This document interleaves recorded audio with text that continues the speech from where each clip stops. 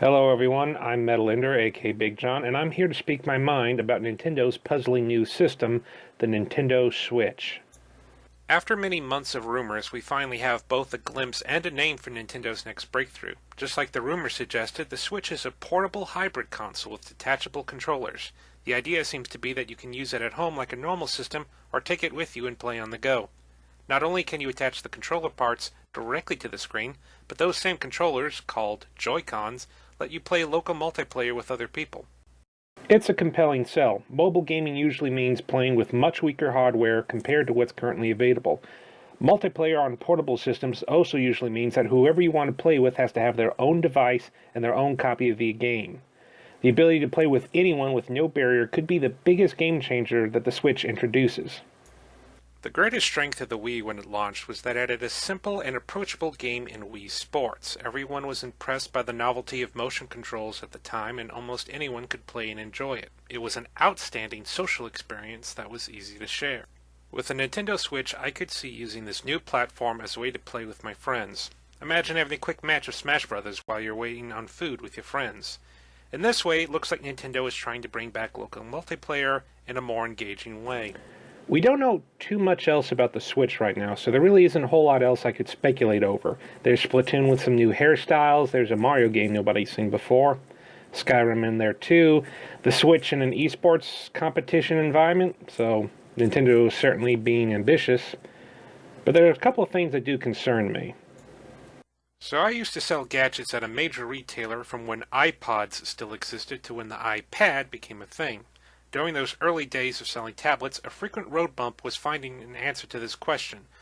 What could this tablet do for me that a laptop couldn't do? Initially, the answer was not a whole lot. That's changed, but it still rings true. Tablets are still basically swollen up smartphones that are less convenient to lug around.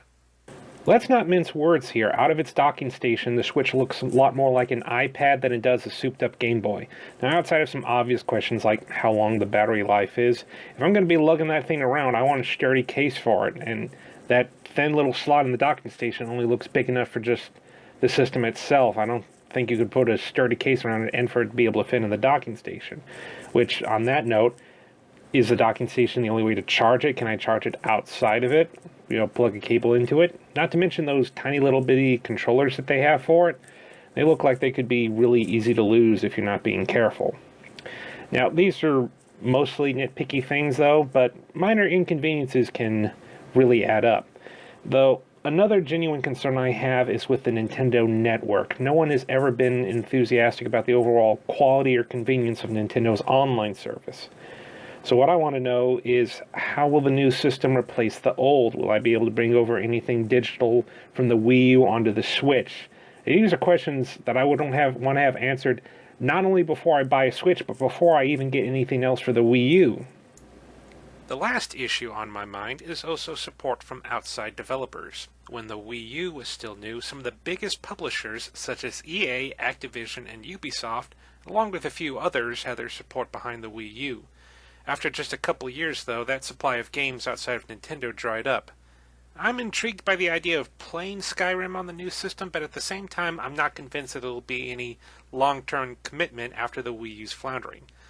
I could be wrong, but I suspect that the next Elder Scrolls game may not be on the hardware. Time will tell on this one. The Nintendo Switch has my attention. I'll keep on getting Nintendo systems no matter what, so I can keep playing new Mario and new Zelda games. But if I'm being honest, I'd like to know more about this system before I could consider recommending it to somebody else. Thank you for watching, and this has been from the mind of Metal Ender. If you like what you saw, please remember to like and subscribe, and I will see you all later.